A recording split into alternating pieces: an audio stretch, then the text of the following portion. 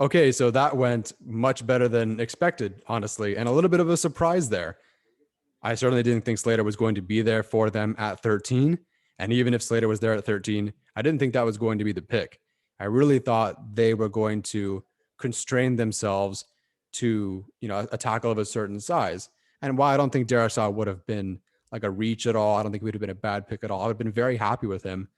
I did think Slater was the better tackle. And for Steven, Alex, and I, we all have him fifth, sixth, and fifth on our boards. I had him sixth. Sorry, I guess I'm a hater.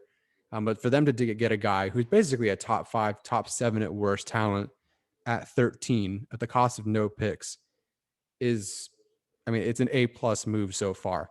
And it really speaks to the intelligence of looking at the draft as a whole, right? Because everyone wants like, okay, Jaycee Horn, Jaycee Horn, Jaycee Horn, Jaycee Horn, but you know that you can take some of these. Now, Horn was never available, neither was Surtain, but you can, if you look at the entire big picture of the draft, you can find defensive talent on day 2, which we're about to talk about.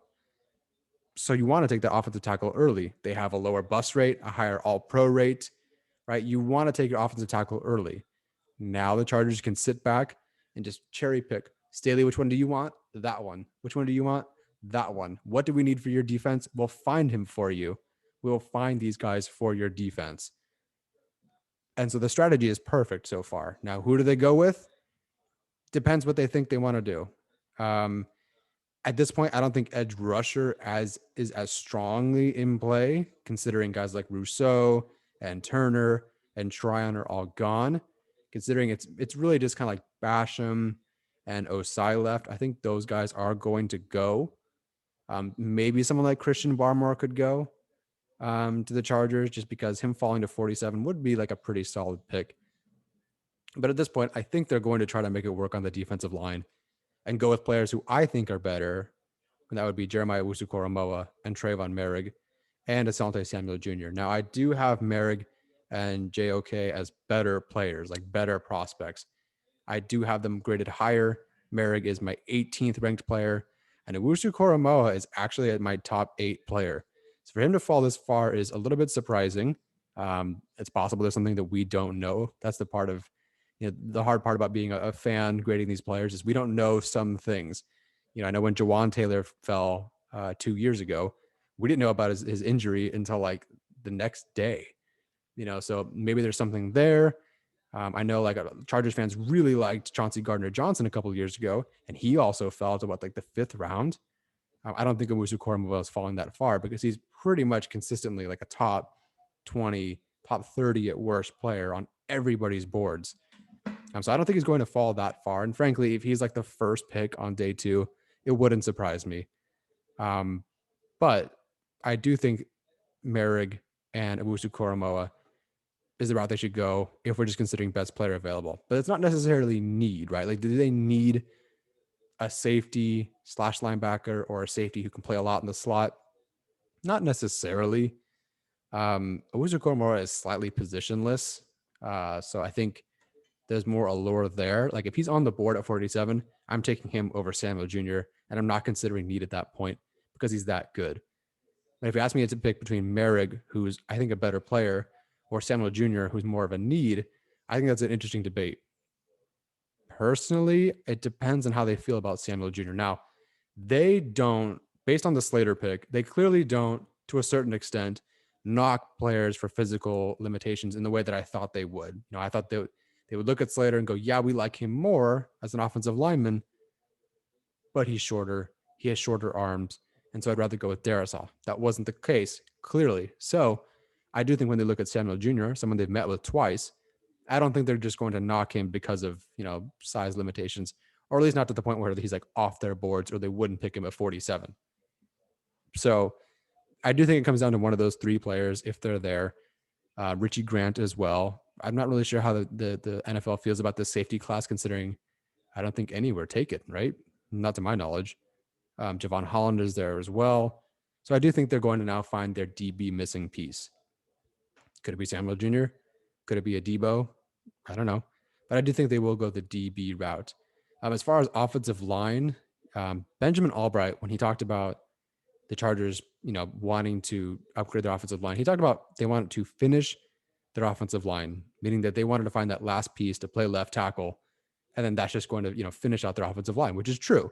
Right now, you do have a starting five. You have Bulaga, Abuji, Lindsley, Filer, and Slater.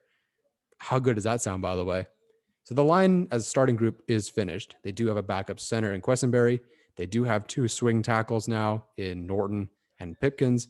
So I think generally, they feel pretty finished with their offensive line, outside of maybe picking up, one more interior guy, at least, maybe two, unless they think Tyree St. Louis or Gilliam or Hunter, or I forget these guys' names. they're not very good, apparently.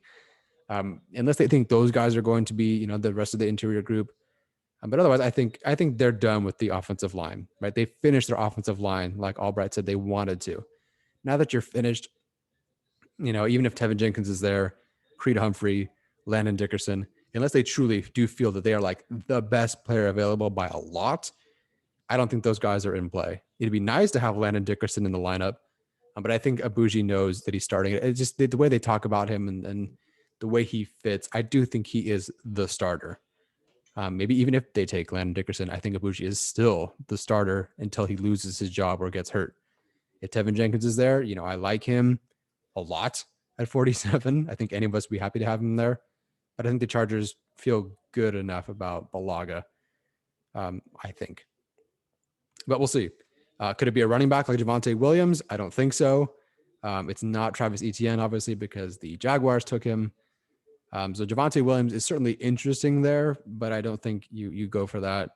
Other just random names that are out there, like we talked about Barmore already. Brevin Jordan is certainly in play. The Chargers are not shy from taking a tight end in the second round, obviously. I don't think Brevin Jordan is going to go as high as he originally was going to go because of his athletic testing or not very good athletic testing. So at this point, who else are you looking at? I mean, wide receiver. At that point for wide receivers, I'm looking at De'Ami Brown, and that's kind of it. Maybe Terrace Marshall. I haven't watched enough of him to have a concrete idea of what he brings to the table. He brings a lot to the table, but I couldn't peg exactly where he should go. De'Ami Brown feels like a good round 2 receiver. Terrace Marshall, I think definitely day 2. Just not quite sure where. Is 47 too rich? I'm not sure. You guys let me know. So at this point, excuse me, I had a cough there. At this point, I really just think it is one of those 3 DBs, and those 3 DBs should be the target. Now, will Merrick, Owusu-Koramoah, and Samuel Jr. go before 47? I think at least 2 of them do. But I didn't think 2 of those guys would get to the second round either. So here we are.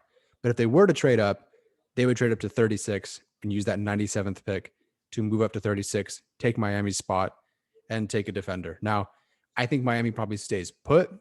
I think they could take, the tackle that they didn't take in the first round. Who did they take with their second pick? Well, I'm forgetting. Anyway.